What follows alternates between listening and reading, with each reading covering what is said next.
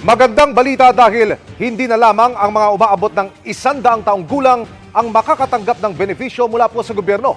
Sa ilalim ng inamyendahang Centenarian Law, pati 80 anyos pataas may makukuha ng benepisyo. Kung magkano, alamin sa pagtutok ni Ivan Mayrina. Simula noong 2016, mahigit 9,000 Pilipino na nakinabang sa Centenarian Law na nagbibigay ng 100,000 pesos sa bawat Pilipinong nakakatuntong ng 100 taon. Pero sa pinirmahang amyenda sa batas, hindi na lang mga centenarian o mga Pilipinong 100 years old ang makakatanggap ng benepisyo. Maging mga octogenarian o mga 80 anyos pataas at nonagenarian o 70 taon pataas, may benepisyo na rin.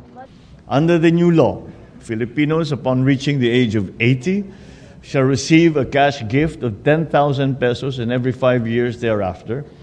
And upon reaching the age of 85, 90, and until 95, we do, after all, stand on the shoulders of these giants. 2.2 billion ang ilalaang pondo para rito para sa taong 2025 at kailangan lamang magparehistro sa Office of Senior Citizens Affairs sa inyong lokal na pamahalaan. Bukod dyan, pinirmahan din ng Pangulo bilang batas ang Tatak Pinoy Act na nag-uutos sa pagsulong sa mga produkto at serbisyong Pinoy, partikular sa government procurement.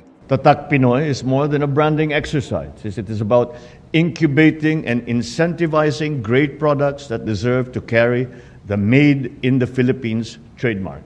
Hindi naman pinirmahan ng Pangulo ang Magna Carta for Seafarers.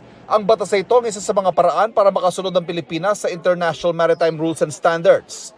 Pero gusto pa raw itong ipa-review ng Pangulo. Sa gitna naman ng bangayan ng Kamara at Senado tungkol sa charter change, pinasalamatan ng Pangulo ang mga lider ng dalawang kapulungan. It proves once again the tenet that bicameralism was designed to bring together the brilliance of two bodies through compromise. Para sa GMA Integrated News, Ivan Mayrina, nakatutok, 24 Oras.